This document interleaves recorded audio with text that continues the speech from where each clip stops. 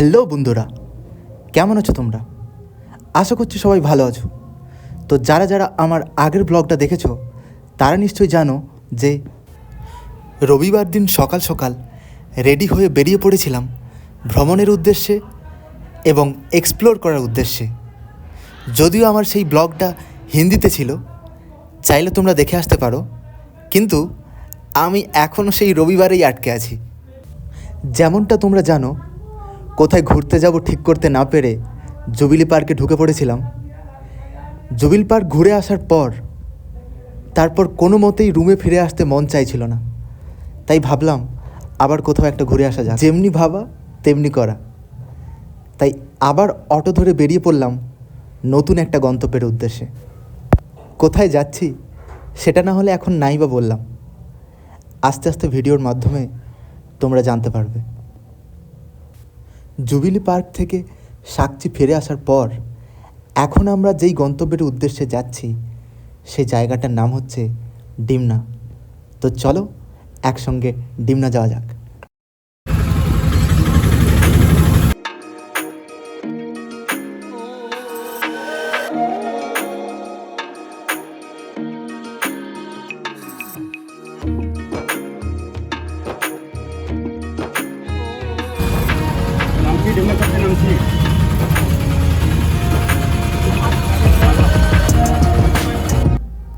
এই যে জায়গাটাতে নামলাম, এই জায়গাটার নাম হচ্ছে ডিমনা চক। একদম NH-33 ধারে। একদিকে NH-33 চলে গেছে রাঁচি, আর একদিকে খড়গপুর হয়ে কলকাতা। আর এখান থেকেই সামান্য দূরত্বে রয়েছে ডিমনা লেক। হ্যাঁ, আমরা ডিমনা লেকেই যাচ্ছি। এখান থেকে ডিমনা লেক যেতে হলে রাঁচি খড়গপুর কোনো দিকেই না বেঁকে হাইওয়ে পার করে সোজা রাস্তা ধরে এগিয়ে যেতে হবে। এখান থেকে ডিমনা লেক যাওয়ার জন্যে পাবলিক ট্রান্সপোর্টের কোনো সুব্যবস্থা রয়েছে কিনা আমার জানা নেই। তবে আপনাকে যেতে হলে হয় আপনাকে পার্সোনাল গাড়ি করতে হবে, না হলে বাইকে যেতে হবে, আর না হলে এখানে অটো পাওয়া যায়, আপনাকে অটো বুকিং করে যেতে হবে। আমার তো এখানে গাড়ি বা বাইক কোনোটাই নেই, তাই অটো বুকিং করে এগিয়ে চললাম আমাদের ফাইনাল ডেস্টিনেশনের দিকে।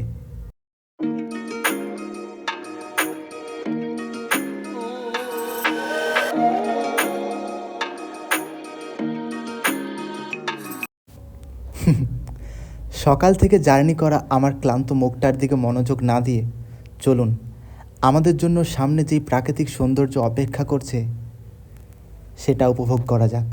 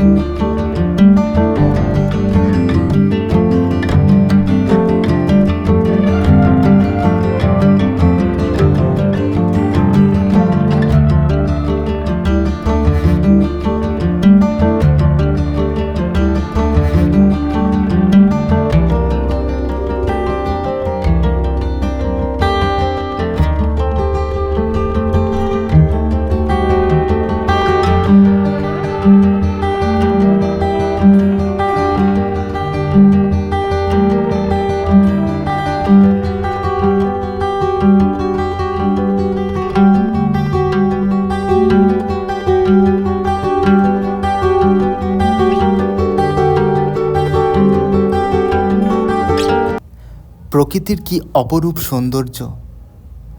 ফাইনালি আমরা ডিমনা লেকের কাছে পৌঁছে গেলাম। এবার অটো থেকে নেমে হাঁটতে শুরু করলাম।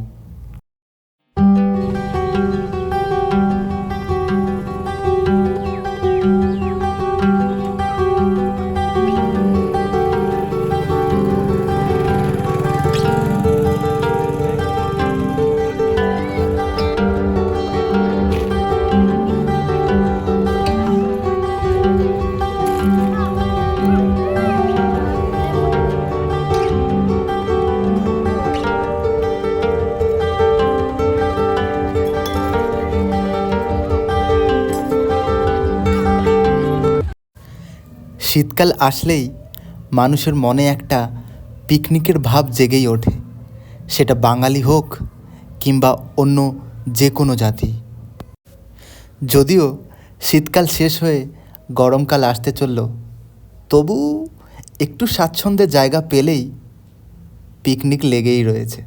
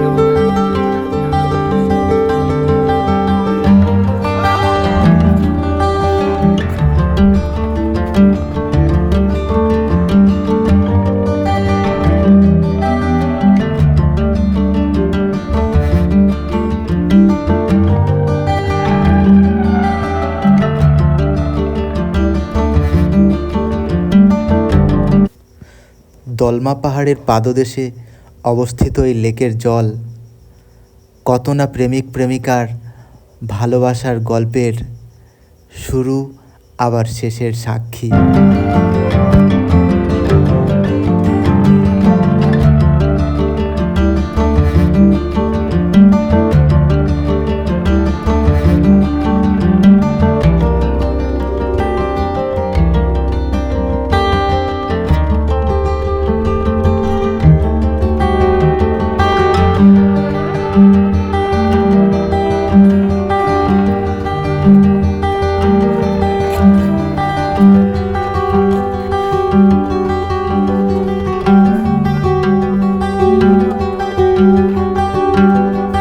লেকের ঠিক মাঝ বরাবর রয়েছে Tata steel management development centre.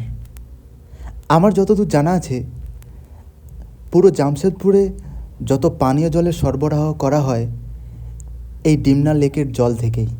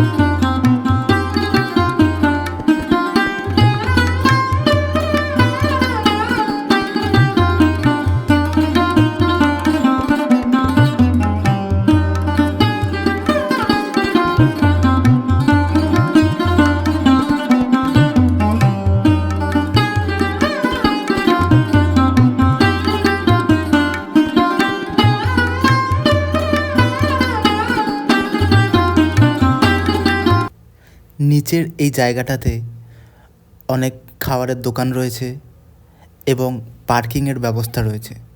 যদি আপনারা কেউ পার্সোনাল গাড়ি বা বাইক নিয়ে আসতে চান তো এখানে ভালোভাবে পার্কিং করতে পারবেন। তো বন্ধুরা, এই ছিল আমার ডিমনা লেক ভ্রমণের সম্পূর্ণ এক্সপিরিয়েন্স।